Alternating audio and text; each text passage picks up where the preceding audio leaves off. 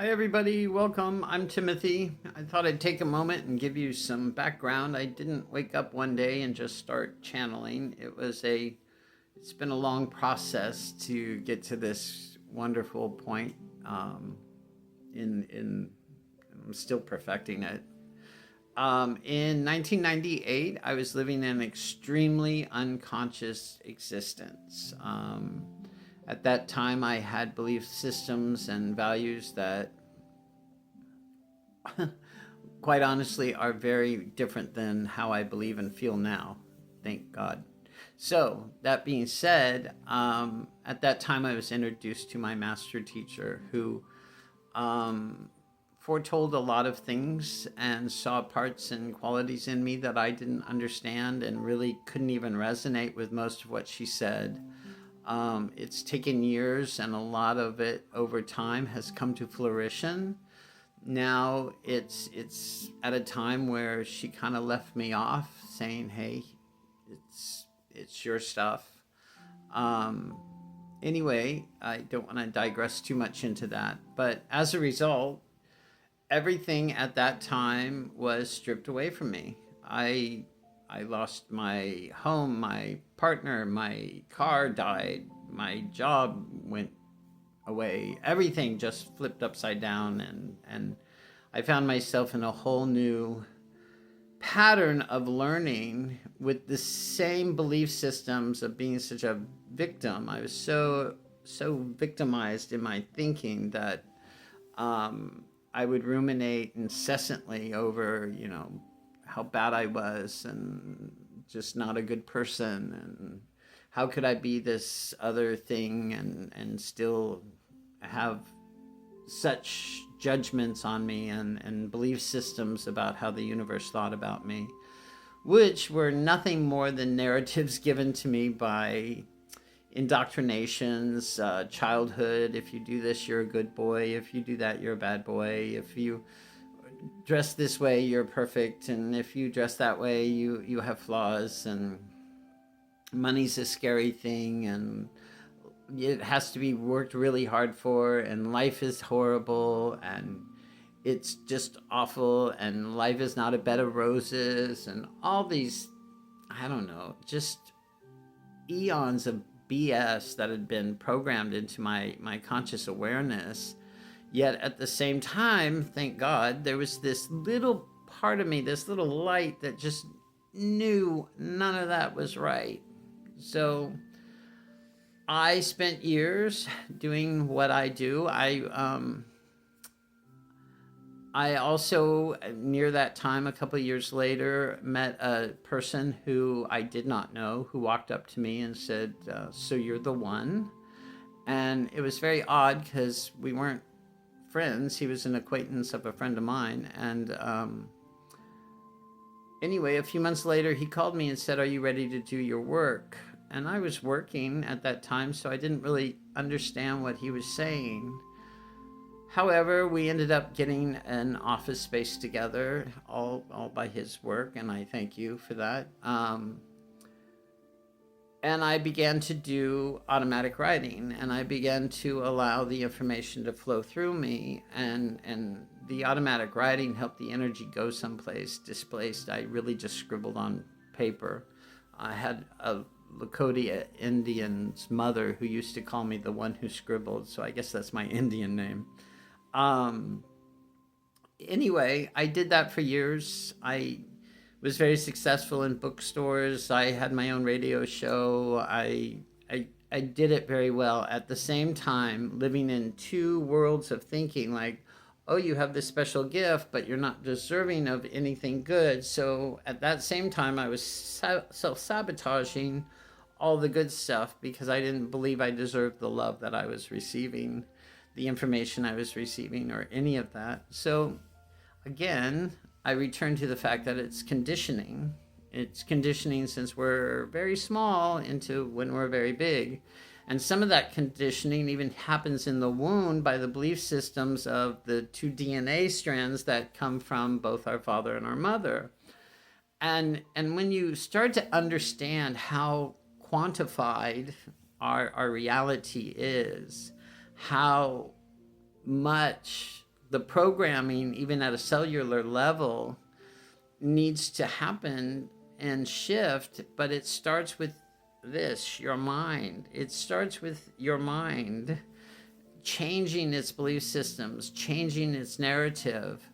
If you go on, I don't know, let's say you went whitewater rafting one time and you had a moment that was terrifying and a bad experience. So you say, I'm never going to go whitewater rafting because it always blah, blah, blah. And when you say that, you then condition your body, your mind, your reality, all of that to form around that belief system, that conditioning. It can be something so simple. So you think a few years later, I'm going to try whitewater rafting again. And the exact same scenario happens. Why? Because you believed it would. Not because it just happens every time. That's not the case.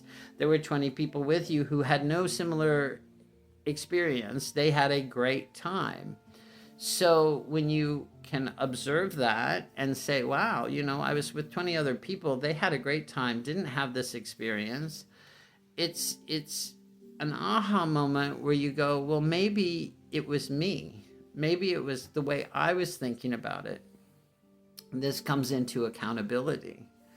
And I had to learn that. I had to learn to be accountable for how I believe, what I was thinking, what I believed about others, what I believed about myself. And through that accountability, I could see areas that it was my belief system, not my actions always. But when you have a belief system, you'll create actions that maybe create the outcome because you hold this belief system. So they're all interconnected. Now, I'm a firm believer, as the council has said, that there's 4 good cornerstones, and that's gratitude, acceptance, accountability, and allowing. And when you move into those 4 cornerstones as a way of developing your interpersonal skills, your brain, your thinking, your heart, how you feel and love, your stomach, when you start to purify your thinking, you can then change the outer layer of your reality. I'm here with a purpose. We're all here with a purpose. We are one big planet that cannot function without any of us. And I firmly believe there's a subculture that is desperately trying to keep us divided, desperately trying to keep us in fear. All of those things keep us immobilized. They keep us from functioning and keep us disempowered from our own abilities to create, because each one of us holds a talent or a skill or an ability that collectively we work together can create a better world. Mine happens to be channeling and artwork and my creativity. Someone else, it may be tech support, and that's not to be underestimated. It may be a spiritual experience for them. It may be what brings them ultimate joy. And if it is, then that's what they're meant to do. And that supports other people like myself who really fumble with technology. And I'm using those as 2 extreme examples. Okay, spiritual channel, tech support. Both, if you're in it because you love it, if it's in it because it brings you joy, and then it serves a purpose, and then it helps, and then everybody can function. Collectively, we can co-create a better world. And I firmly believe this because it's tried and true by my own existence. For me personally, and hopefully through this channel, I can share some of those stories, some of which are very funny, some of which are extremely tragic, and I find that very Shakespearean, because there is no tragedy without humor, and there is no humor without tragedy. And life isn't meant to be a consistent, all the time, same emotions, same everything. Life has bumps. We drop. We have hard times. It's when we ruminate over those hard times and start to say, well, I'm not good enough. That's why I went through this hard time.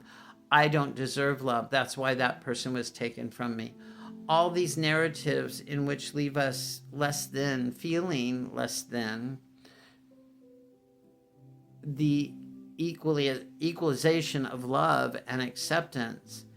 And then we project it outward onto other people, and it just is a big circular mess that creates more mess. But when we realize that, we have moments of joy, and those are wonderful, but they're not sustainable either. You can't live up here in moment of joy all the time. It comes back down, and then there's a stability. There's a level that beauty comes in at all times. It's the acceptance of the present moment as it is, being accountable for what actions brought this present moment, if any, to the situation, allowing that situation to play out and observe it and do it with gratitude.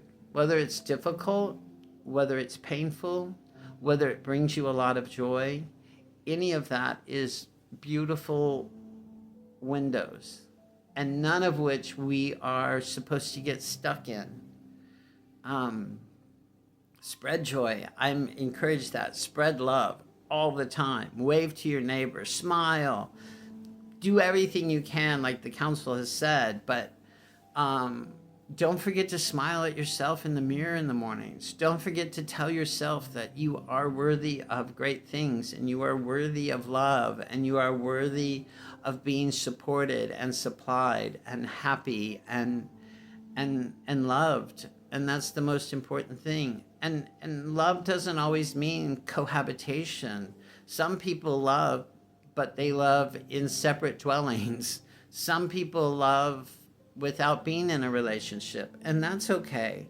Some people love to just be in love, and that can be its own issue, but it can also be a wonderful thing if they're open, honest, and accountable with it, and full of gratitude for their experiences. So it's just a matter of treating yourself first with respect, and treating yourself the same respect, and treating others with that same respect. Not trying to force other people to be you or do things the way you do it. That's stepping on their free will. Free will is a universal law that we all have. And once you realize how free you are, regardless of the input that they're trying to feed us all the time, when you realize how free you are, because it's up here, it's in here, your freedom, then life can be wonderful. Doesn't mean as you go through your awakening that it can't cause a big earthquake, a big tremor, and everything you know may fall down around you, but that's not because you're not deserving. It's because you are deserving. And what isn't working for you anymore is being taken away or stripped away from you. That's okay. And when you're grateful for it and allow it, even if it's painful, and you own it, you go through it, and then it leaves you in a different place, and you can't even believe the two worlds that are different. That's my personal experience, and I hope to share it with you, and I hope that those who listen to the counsel or listen to my intuitive work get something out of it. I'm going to put a link up if you want personal readings. I've been doing those for, 27 years, so I'm more than happy to do that. If you want to ask the counsel questions, send me a message with the question. I'll be happy to channel it and see what they have to say. I'm very human. The information that comes through is so unconditional. I can only strive to be as unconditionally loving as they are, because God knows I'm human. So anyway, I hope this finds you in peace, and go in peace.